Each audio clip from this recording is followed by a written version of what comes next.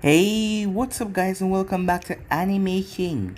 And today I'm going to be giving you part 8 of What If Naruto was born in the Uzumaki clan. Remember to get this one to 200 likes as usual, stay in tune for the rest of the What Ifs coming your way. And also, go ahead and check out the new episode over on Anime King 2 of What If Naruto Had Divine Powers. So go ahead and check out that and enjoy. And later on I'm going to be posting a new episode of What If Naruto Push Himself to His Limit. So stay tuned for that and I hope you guys enjoy. And also I'm going to be posting a new episode of What If Naruto was raised by the Hyuga clan. So stay tuned for that and I hope you guys do enjoy. And remember, if you're new and this is the first time you're hearing my voice and you enjoy the videos on both Anime King and Anime King 2, go ahead and click that red subscribe button and become a part of the Anime King family. And thank you for all of your help and your support. Remember to comment down below and tell me if you're new, I'll be replying talking back to all of you. So without further ado, what do you say we begin this new episode? Begin the intro.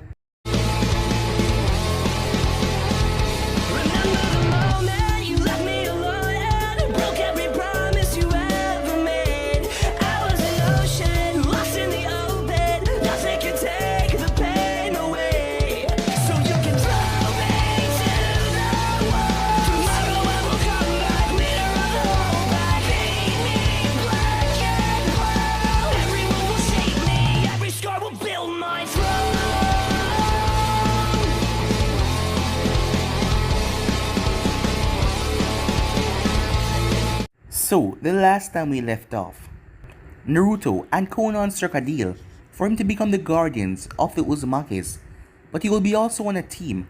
As they were talking in the coffee shop, Naruto stopped. As he signaled Konan there was an intruder, as he burst into smoke. When Konan finally caught up to him, she saw Naruto's feet was rested on a boy's head.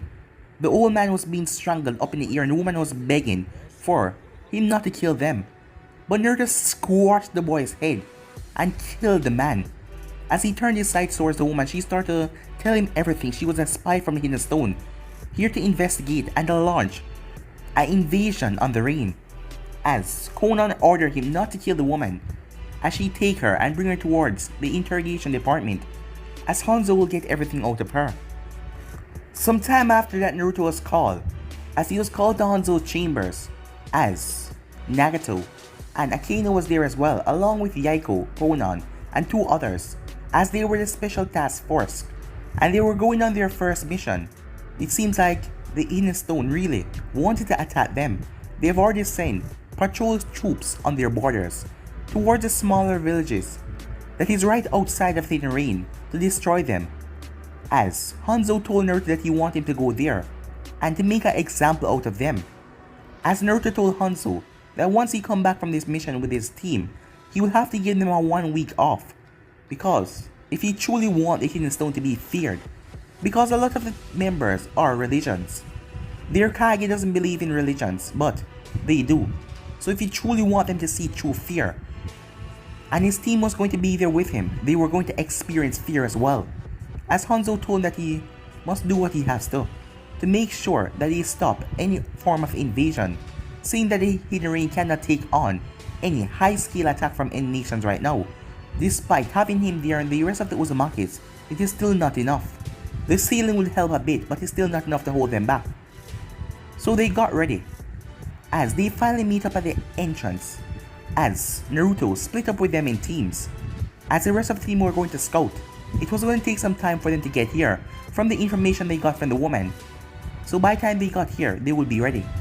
Some time passed as Konan was looking to sleep in Naruto, as the rain was pelting outside, as they were currently in a room in one of the many destroyed houses at the border, but it was efficient enough to keep them safe. Looking at him, he was peaceful while he was sleeping, but he then started to move around as sweat built on his brow. Lucky enough that he placed up a silent seal before, as he jumped out of bed screaming in pain and agony. So yeah guys, that was basically the last part we left off. You guys can switch across to the place and check it out for yourself. So, what do you say we begin this new episode? The nightmare is over, said Konan, as she placed a hand on his shoulder. He looked away embarrassed for letting her see him in such a state. Thanks, he said awkwardly, as she gave him a hand and helped him to his feet. Naruto stretched his muscles as they cracked. That was what he get for sleeping on the cold floor. But then again, there was no bed in the abandoned house, so there was no choice. He walked around and grabbed his flask as he drank water from it. She simply observed him, as she stared at him longer than necessary. What? He asked. It's nothing, it's just strange seeing you like... She stopped as she couldn't find the right words to express her thoughts. Having nightmares? I know I'm a freak, but I'm still a human in the end, he said, as he went back to drink water. Conan felt bad. Most of all, she always think about how this person could be used to satisfy the hidden raid's needs, how his powers could help her people. She never really spared a thought to think that he might have problems like any other people. So she decided to rectify her mistake. Have you talked about it with anyone? With a Kano or Nagato? They're your friends, said Conan, as he gave her a amused look. He then started to laugh, as that made her eyebrow twitch. Sometimes he just frustrated her. You girls are quite strange sometimes. No, all the times.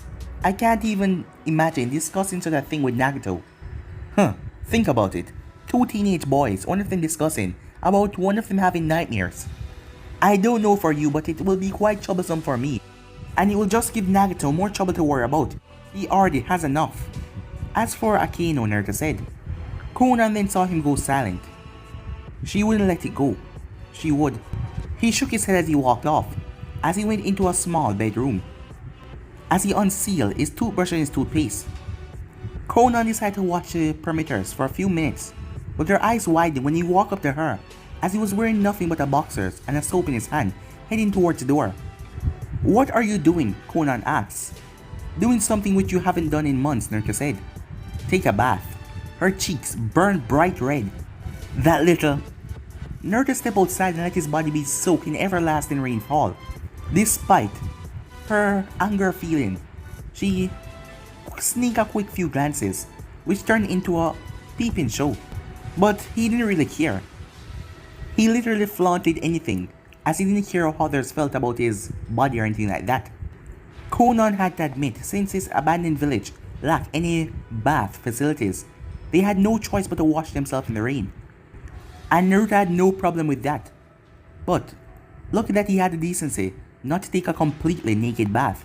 At least he had on his boxers. Well, not that she would have minded, far from it. As she watched him, as she understand why Akeno had an interest in this boy. Despite her earlier comment of seeing better looking males, she couldn't deny he was a eye candy. Watching the silky red hair falling all over his face and the raindrop just glistening off his body. You know, if you want a show you just have to ask, he said loudly. As she looked away.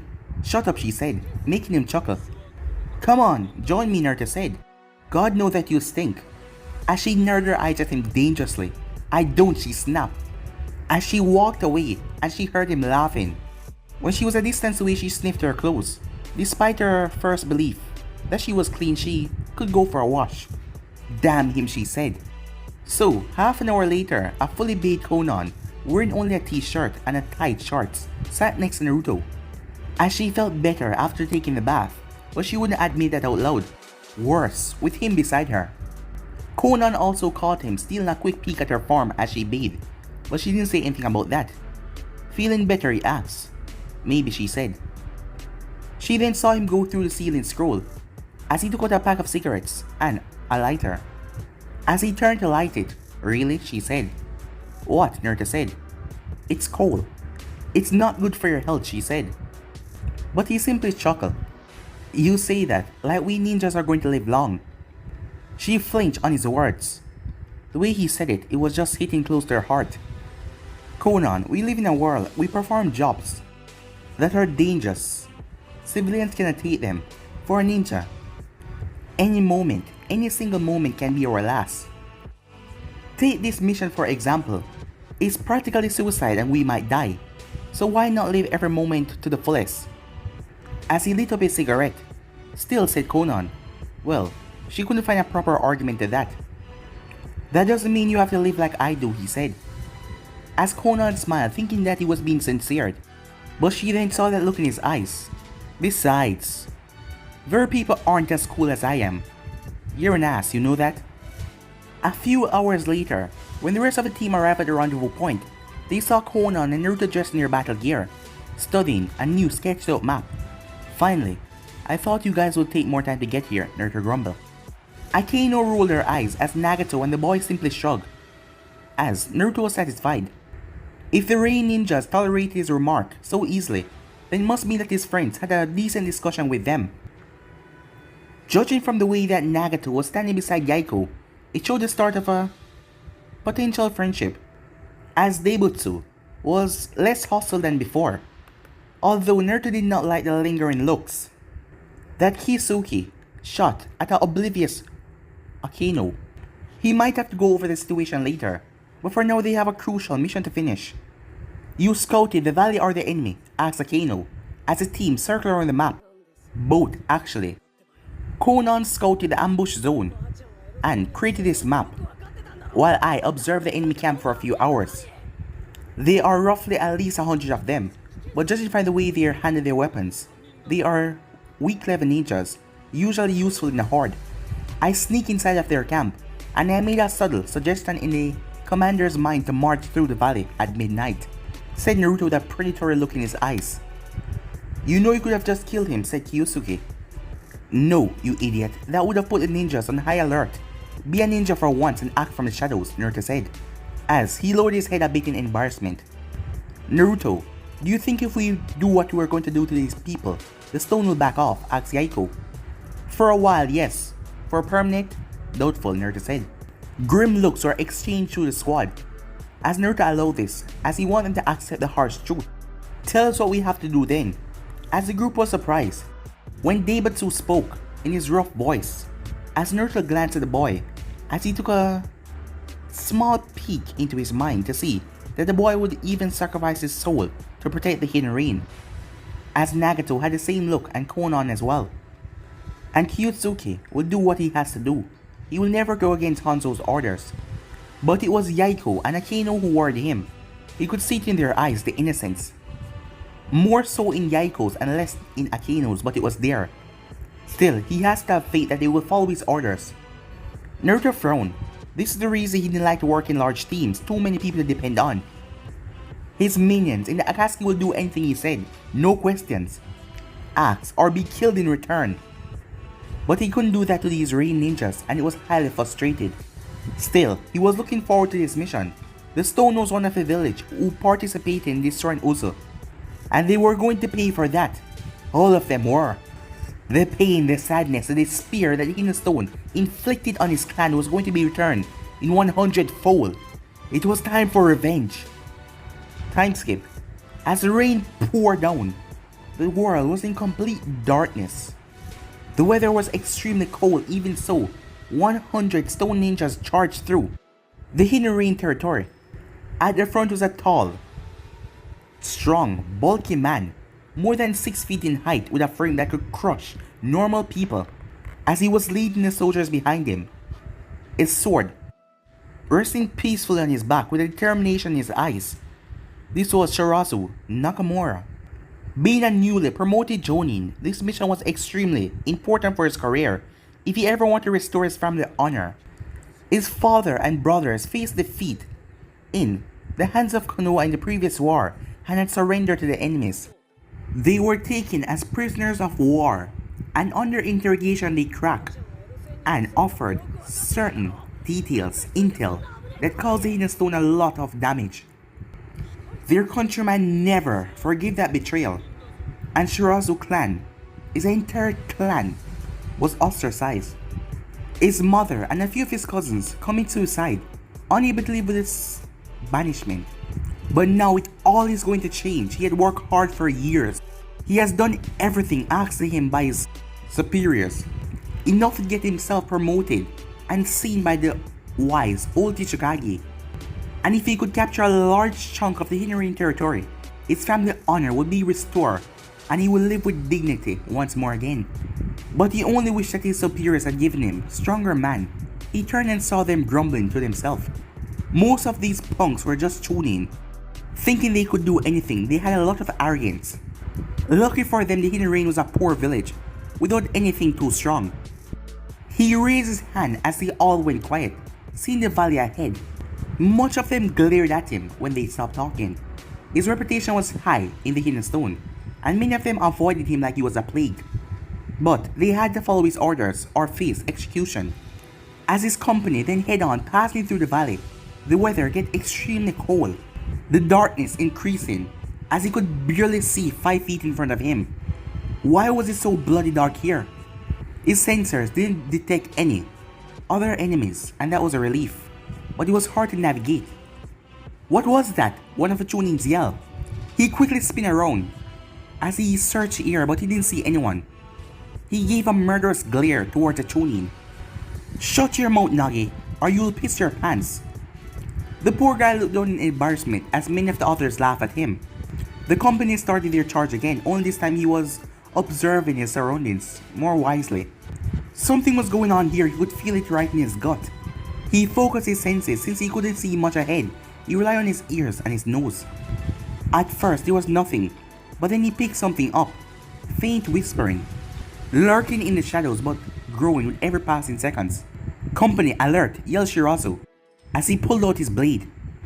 But it was just a second too late, as the voice of 1,000 animalistic creature cried all over the valley.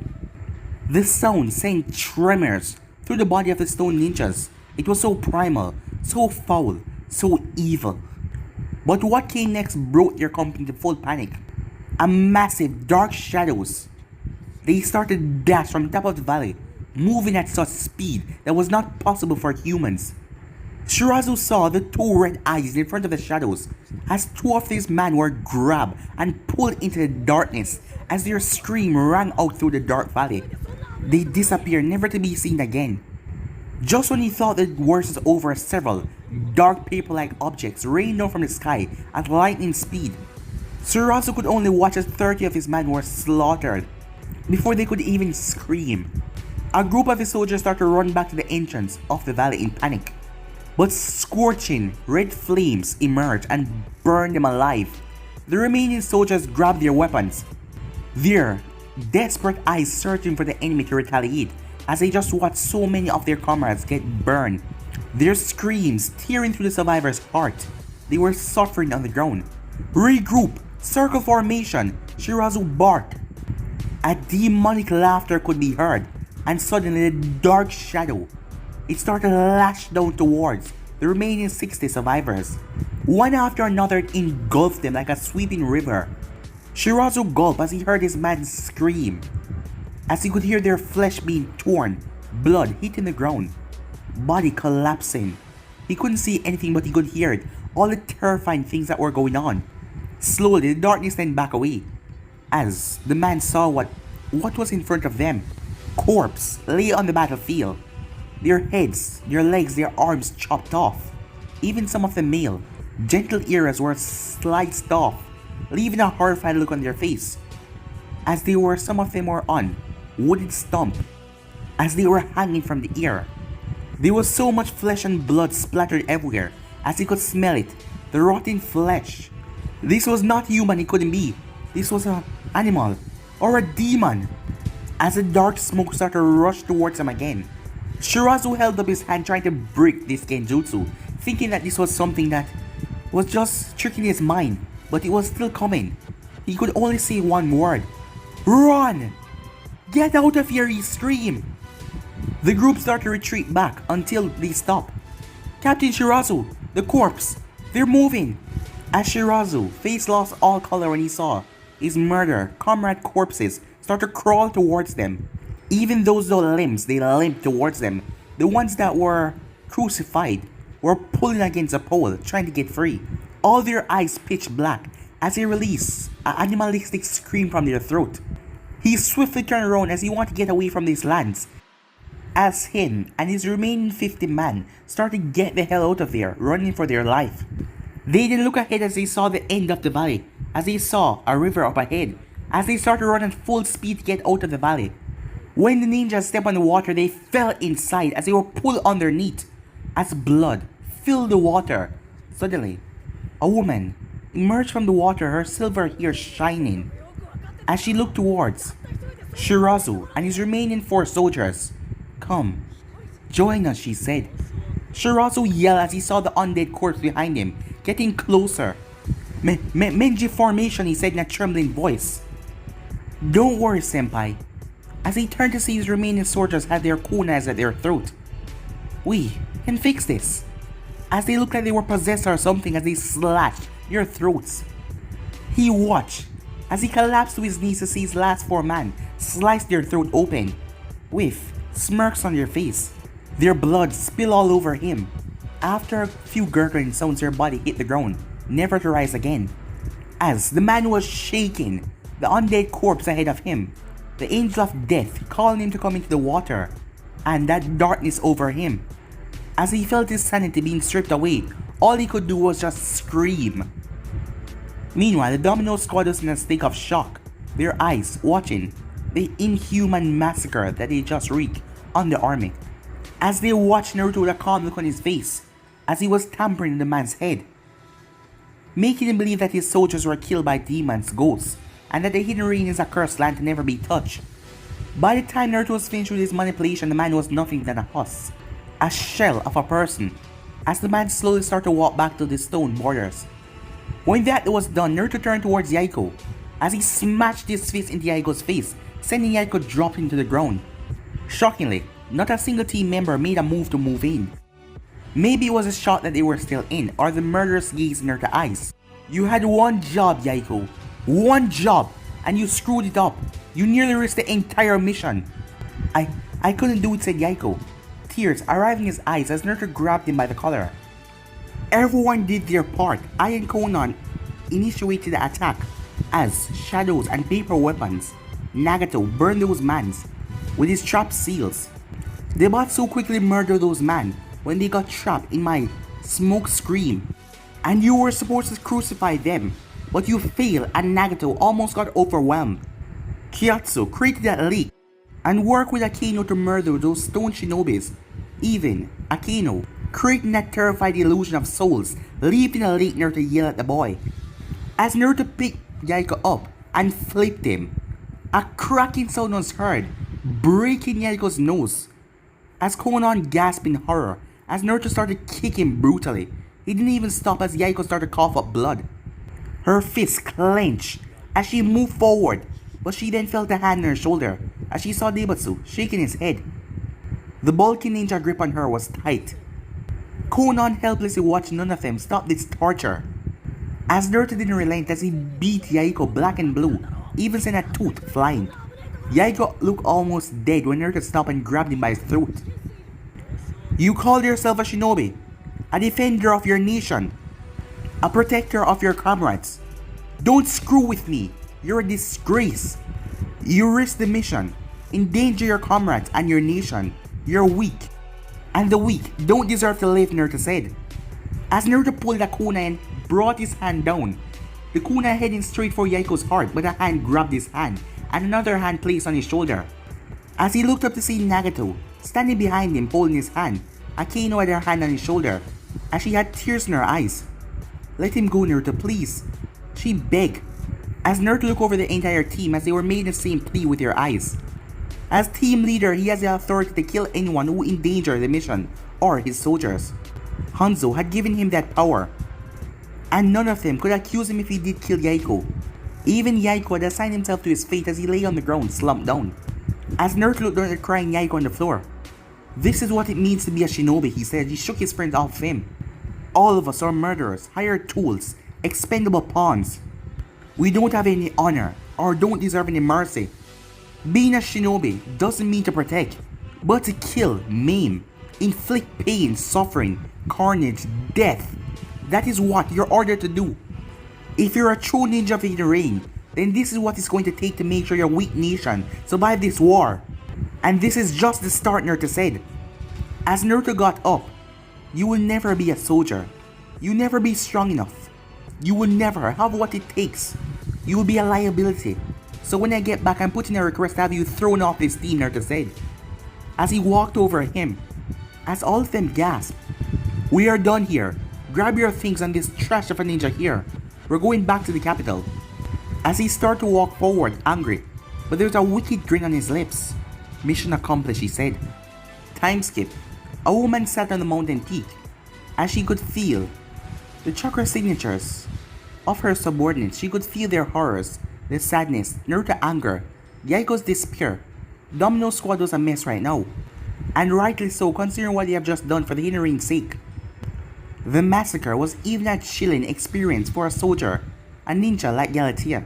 Yet she has seen Naruto take the lead, and made sure his soldiers did what they were supposed to do. The boy never flinched, or even while slaughtering, he never hesitated. He didn't even feel guilty for the cruel things that he did. It was necessary, but that didn't mean Galatea liked it, or liked the cruel things that he did, or did she approve of it. Still, for the Hinarin to survive, this had to be done. She willed her chakra to flow freely, making the never-ending rain fall far from her body. As she took out a black book with the entire team information inside of it. Their names were not mentioned, but it was her class that signed them, and their code name for future missions. Hiyotsuki, Midget. A shinobi with potential but lacks confidence, possessed the ability to follow orders, dangerous to do water-style jutsus, and weapons. Deibutsu, Heavy. A stone-cold warrior who can get the job done.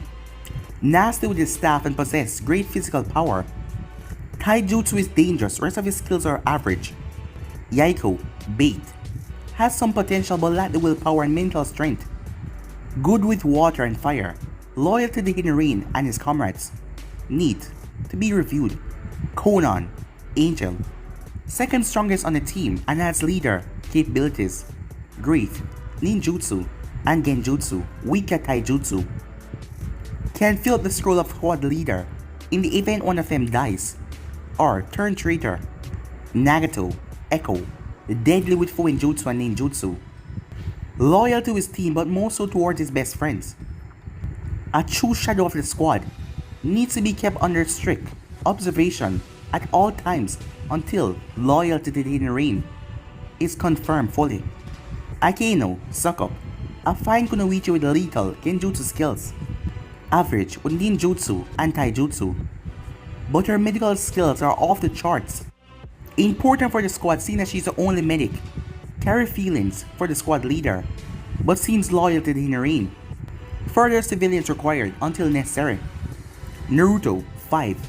The codename fit him because him being the only member on team that can counter against all 5 elemental ninjutsu.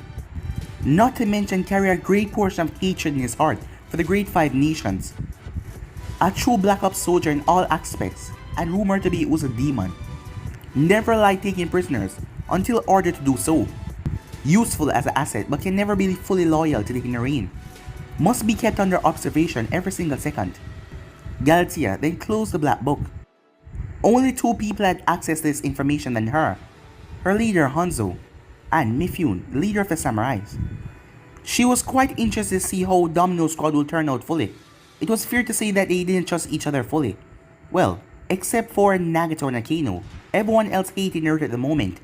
Well, not that he gave a crap about their opinion, but still, he knew how to get results. After what happened tonight, it would take the Hidden Stone some time to rethink things.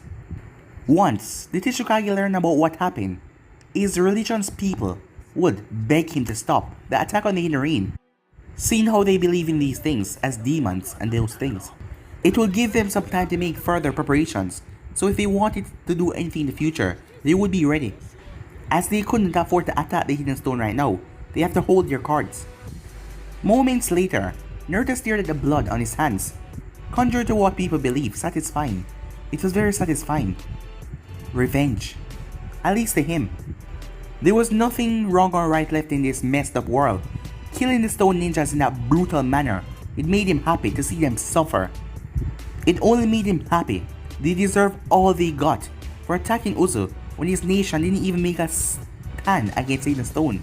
They deserve everything that he has done and will do to them in the future. But nothing could help the betrayal and the hate that he felt for Konoha and the Fire Nation. They will feel his full wrath for betraying and killing his people.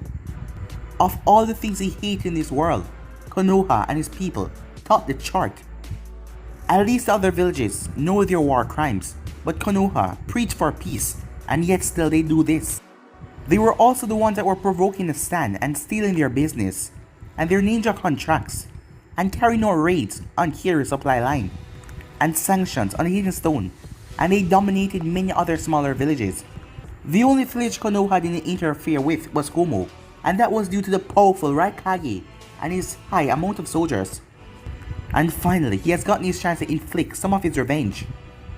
As Naruto is currently looking at a note that he received from Hidan, these minions, they were useful, more useful than he thought. The teams that he sent with different objectives, they were making progress. Akatsuki now has 3 bases, one in Kusa, one in the rain, one between the border between the sand and Konoha. Finances and arms were coming by slowly, but he had time. Apparently, his top minions managed to recruit nearly 100 bandits and few low-level rogue ninjas from different villages. While only useful as cannon fodder, he will have to make sure that only those who are loyal to his organization survive. The rest of them he will purge himself. By blowing the dam that was precious to the sand for water and attacking the posts of Konoha, he had ignited war between the two of them. And Konoha was about to launch a sizable force to cripple the sand force. But I can't have that, Naruto thought. The sand is crucial for my revolution. He glanced at his squad as they were taking shelter in a broken house, as Nagato had lit a fire and all of them were surrounding it. Akeno was nursing Yaiko's wounds. Konan was seething in the corner. Kiyotsuki and Deibutsu were chatting to Nagato. His actions that he inflicted with Yaiko has earned him the ire of his entire team, even his best friends, who decided to leave him alone for a little while, or more, he didn't know. But he knew it was the right thing to do. Yaiko was a threat to not only him, but the survival of the entire team. Domino's squad was going to be sent on high-risk missions, like the last one, and he had to be toughened up. And Naruto hated ninjas who got morals in the way of fulfilling their oath. Squad leader, Naruto stopped as he turned to see Nagato behind him. As the bleeding had stopped, but he still had bruises over his face. As Naruto looked behind him to see Akeno and Konan, as they were giving him disapproving looks, but he glared at them, making them flinch. "Leave us," Naruto said. "But," said Akeno. "Now," Yaiko hissed. As Naruto was surprised, the two girls looked at the injured boy. As they sighed as he walked away. As Naruto looked at him, Nagato, "Kneel down. I failed everything and everyone, and I accept my mistake. But I don't want to be thrown off the team," he said. "What makes you think that I'm going to change my mind?" Naruto asked. "I don't know. All I do know is that I want to serve my nation, protect my teammates. I don't want to be this weak ever again. I nearly got Nagato killed," said Yaiko in a remorseful tone, a tear falling from his eye. As Naruto glanced into the boy's mind, as he saw glances of Yaiko burying his own father and helping his ill mother, and a younger brother who he supported through his small salary, the boy was quite poor. "If the fighting in this world don't stop, then I will forcefully do so by becoming the god of this world." Naruto froze as he saw Yaiko proudly said that in front of his father's grave, and he saw that look in his eyes. He went through suffering and pain as well. As Yaiko looked up at Naruto, "What do you truly desire, Yaiko?" Naruto asked. "To provide for my family, to protect my nation, but most of all I want peace in this world, so my people can live happily." "You're naive," said Naruto. Yaiko frowned. The girls warned him that this would be a waste of time, but he did not believe them. Maybe Naruto was just a scum. "But you have spirit," Naruto said. And with that he walked away, leaving behind a confused Yaiko, who didn't know his fate. Time skip. Domino's squad standing in front of their leader. "You did well. The Hidden is proud to have soldiers like you," congratulated Hanzo as he looked towards Naruto first. "You deliver on your promise. Since you're not my ninja, I can only reward your bravery and leadership in other way. Ask what you want," he said. As Galatea saw the panic in the soldiers' eyes as they looked at Yaiko and then back at Naruto, as a bead of sweat rolled down Yaiko's forehead. "I would like to nominate Yaiko as squad leader in my absence or event of my death. I want him to take control of his squad." All of them were beyond shock as Hanzo noticed that. Yaiko even had his mouth open and his lips were trembling. They tried to contain their emotions, but this was not expected at all. Hanzo looked in Naruto's eyes and the boy did not waver, not even once. As he saw Naruto was dead serious, he was not joking. Very well, from this day forth, Yaiko shall be the deputy squad leader, and your second in command. I am also making you the captain of this squad from now on, and I expect great things from you and your talents, Uzumaki Naruto, said Hanzo, as Yaiko remained still. As Naruto then nodded to Hanzo and turned towards him, with a small smack on the head, Yaiko bowed down towards Hanzo as well, as the rest of the squad did and followed suit. Hanzo and Naruto exchanged a brief nod before Naruto turned to smoke and went through the window. Time skip. What the hell was that, said Akino, speaking what was on everyone's mind. You can never tell when it comes to Naruto, said Nagato. Is he always this unpredictable, said Kiyosuke. Most of the time, said Nagato. Konan turned and looked Yaiko in the eye as he gulped. What did you two talk about, she asked. Well, nothing. I asked him to reconsider his decision and give me a chance. He mocked me again, but just before walking away he said, I had spirit. I don't understand, he confessed. Were you distressed or emotional while talking to him, said Nagato. Yeah, I guess, said Yaiko. As they both saw, Nagato and Akino exchanged looks. Well, you obviously know what happened or have a theory, said Ebatsu, as he looked at them. Akino fidgeted nervously, as Nagato massaged his temple and gave out a tired sigh. As he looked at them, Naruto can look into people's minds, especially when their emotions are out of control. Well, Naruto has already showed this power to them, but they didn't really recognize it. And besides, they were already a team, right? He must have seen some glimpses of your memories, Yaiko, and that must have made him change his decision. You have to understand this is unusual even for him. Naruto has never wanted to be merciful or for pity. There must have been something truly strong in your memories to make him change his mind. As Yaiko was stunned. Wait, he saw through Yaiko's mind? Does that mean he could see through ours too? Kiyotsuki asked. This is quite dangerous, said Deibatsu. He has no right to do that. He may be squad leader, but our memories, our personal properties, Konan said. She clenched her fists. As Konan turned and she was going to Hanzo's chambers, when Yaiko placed a hand on her shoulder. I will handle my own affairs, Konan said Yaiko. But, thank you for your concern, he said, cutting her off, as he nodded to all of them and then walked away. As the rest of them left as well, leaving the two girls behind. As Akino offered a tired smile to her. Boys, she said. Yeah, they're goddamn crazy, said Konan, with a faint smile of her own. Trust me, you'll get used to his antics over time. He's not a bad person, Konan. I just cannot understand what goes through his head. As a ninja, I can trust him to have my back, but as a friend, Konan hesitated. Is that what you two are? Friends, asked Akino. Konan smirked a bit.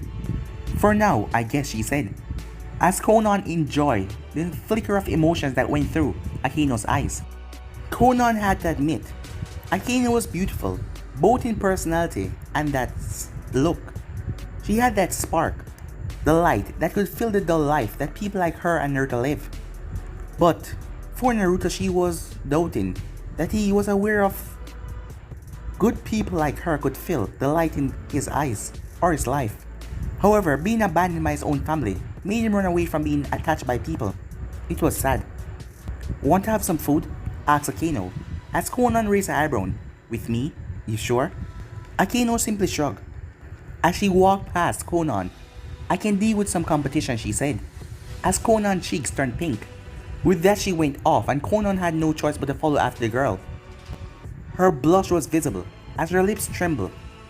Of all the things in the world, she definitely did not like Uzumaki Naruto. Yeah, she did not like him, right? The next day, Naruto walked through the streets of the inner rain as he had no place in particular to go. Seeing that he just had a few hours before departuring, he wanted to avoid his friends.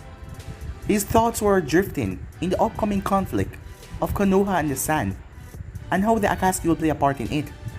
He may have started this war with the help of his friends, but know that Akeno and Nagato had a future in the rain. He couldn't put their life in danger. Still, leading the Akatsuki alone, it was a huge burden and kept him tense all the time. He couldn't afford mistakes. He was going to need a clear mind for his upcoming mission, and he only knew one that could keep him focused and make him ready. As Naruto was walking around in a shady area, as he saw drug dealers, thieves lurking in the shadows, even prostitutes freely walk around in this part of the capital, trying to lure customers for business. This was not a place where most people felt comfortable, but for him it was quite normal and he felt comfortable here. He saw a few men glaring at him with envy as he entered the most expensive pleasure shop in the hidden rain. He bit back a chuckle as he could just imagine the look on Akeno and Conan's face if they see him in this place. Maybe he should take a picture, it would be quite fun. As he walked towards the receptionist, he saw a nice brunette sitting at the desk as she gave him a warm smile. "Welcome to Asher, how may I help you?" she asked sweetly as his eyes glanced across her name tag. Okay, obviously a fake name, but not his business. "Well, I just need to have some good time. Think you can arrange that?" "Then you arrive at the right place, sir. Here are our list of professionals that can take care of your..." He cut her short by placing a large bundle of cash on her desk as her eyes went wide. The hidden rain was a poor nations where resource and wealth was quite small here. You wouldn't see someone just walking around with that kind of cash. But Naruto was charging Hanzo a large fee for every hour he stayed in the hidden rain. His services were far from cheap, but Hanzo paid for them as he knew that he will get more in the end. The massacre of the 100 ninjas from the stone was a proof of that. "I need your best," Naruto said. "Of course, sir. I assure you our professional will not disappoint you at all," said Aki as she took a large bundle of Ryu. The sheer amount is more than what you would make in an entire year. He smiled and made her lead the way. Maybe just for a few hours, he could enjoy his life. After climbing 2 floors, Aki brought him to the doorstep of the room. When she opened the door, Naruto was not disappointed when a stunning blonde appeared in front of him. As she was in her early 20s, she had a curvaceous body and a killer rack, not to mention an ass which most women kill to have. The next few hours surely was going to be fun. But guys, that'll be the end of this episode right here. You can go ahead and check out the brand new episode of What If Naruto Had Divine Powers. And stay in tune because I'm going to be posting a new episode of What If Naruto Was Born in the Hyuga clan. And I'm also going to be posting What If Naruto Pushed Himself to His Limit over an Anime King 2. So stay in tune and go ahead and check out that, guys. And I do hope that you enjoy every single episode that I post today. Thank you all for helping and support again. But for now, I'm out of here. See you guys soon. Peace.